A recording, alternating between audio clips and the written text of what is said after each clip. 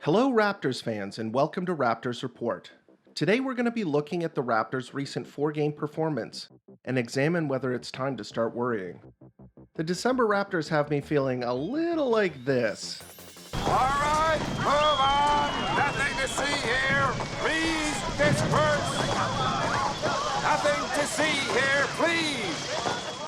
Let's break things down into negatives and positives. There are some long-term problems with this roster that this recent rut has exposed, and I'll call them legit criticisms. But at the same time, I think that there's some evidence that explains why the sky isn't falling, which I'll call good excuses. The first point for legit criticisms is Siakam is slowing down. The second is a minutes jam means our productive bench isn't playing as much. The third is our offense is looking a little bit shaky. And the fourth is rebounding is still a glaring issue. In terms of the good excuses, the first is the Raptors are reintegrating two extremely important players back into the fold. The second is the schedule got a lot harder. The next, it's only 4 games in December. And the last point is that some issues, especially with the offense, are clearly short-term. So let's dive right in. Let's start with probably the most alarming of the problems we've seen in this recent slide. Pascal Siakam, the guy who started the season on fire and helped Toronto fans forget a certain LA Clipper, is starting to cool off. December the 8th's game against the 76ers gave us a pretty glaring example of this. Firstly, the 76ers have a number of excellent defenders that can play one-on-one against Siakam. The first of whom is Al Horford, one of the league's premier interior defenders. The second is Ben Simmons, a guy who has the speed and physicality to battle Siakam on the perimeter and in the post. This means that there aren't going to be a ton of easy baskets to be had, especially in the half court. The result is that Siakam took a lot of jump shots this game and did fairly little of his scoring inside. On top of the good defenders of the Sixers, I think that Siakam is dealing with fatigue. He's missing shots that would have gone in for him earlier in the season, and we haven't seen the energetic spins and flying attacks on the basket that have been his signature up until this point. The advanced statistics seem to bear this out, as he has a pretty mediocre 0.5 net rating in the month of December, being almost a non-factor on offense and defense. This is compared to the season on the whole, where he has a pretty outstanding net rating of 10.2. I mentioned this might be an issue in one of my earlier season videos on Siakam. Another concern I have is whether Siakam can sustain this level of play for an entire season. His game is all about running, even sprinting places all game, as well as throwing and contorting his body in strange ways to get to the basket. I'm worried that the increased burden of carrying the offensive load for the Raptors will take a toll on his body, leading to exhaustion or even possibly an injury.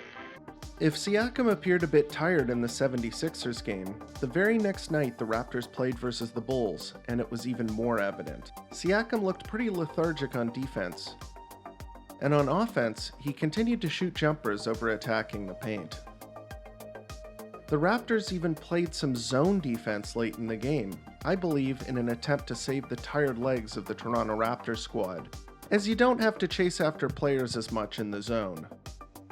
Even the Bulls commentators noticed how tired Siakam looked. Siakam looks like he's exhausted.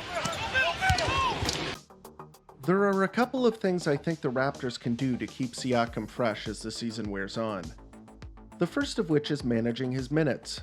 Siakam has been playing nearly 38 minutes a game this season, and even during this stretch in December, he's playing 37 minutes a game.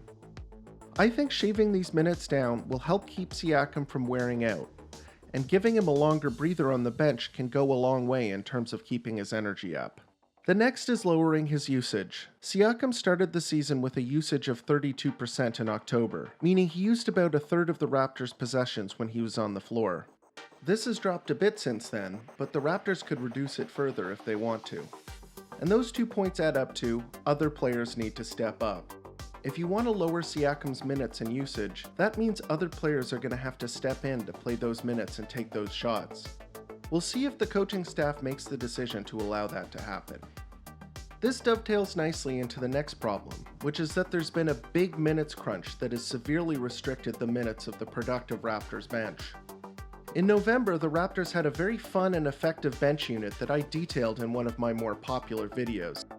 Since Lowry and Ibaka's return, the minutes of Rondae Hollis-Jefferson, Chris Boucher, and Terrence Davis have all been curtailed pretty heavily. Advanced statistics in the eye test all point to these players being very effective.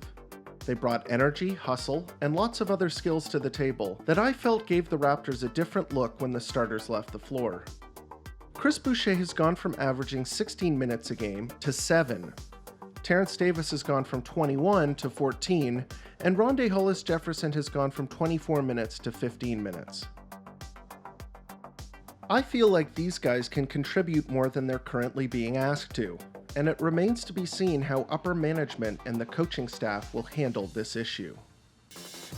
One possible explanation for the reduced minutes is that there are some issues with spacing in the Raptors offense. In this clip, we see that with RHJ and Ibaka on the floor, the Chicago Bulls are able to load up the paint, and Lowry can see this as he runs off the Ibaka screen. Now, if Ibaka were a three-point threat, he could flare out to above the three-point arc, and Lowry could hit him with a pretty easy pass to punish his defender for playing so deep in the paint. Lowry thinks about rising up for a three, but Kobe White recovers in time, so Lowry decides to drive. But look what he sees. Daniel Gafford has left Hollis-Jefferson to cut off the drive, and because he isn't a three-point threat, Lowry can't punish this overcommitment with a pass to the corner. He decides to settle for a contested two-point shot instead and misses. In this next play, we can see how Hollis-Jefferson's inability to stretch defenses allowed Gafford to cheat off him yet again, this time much more obviously.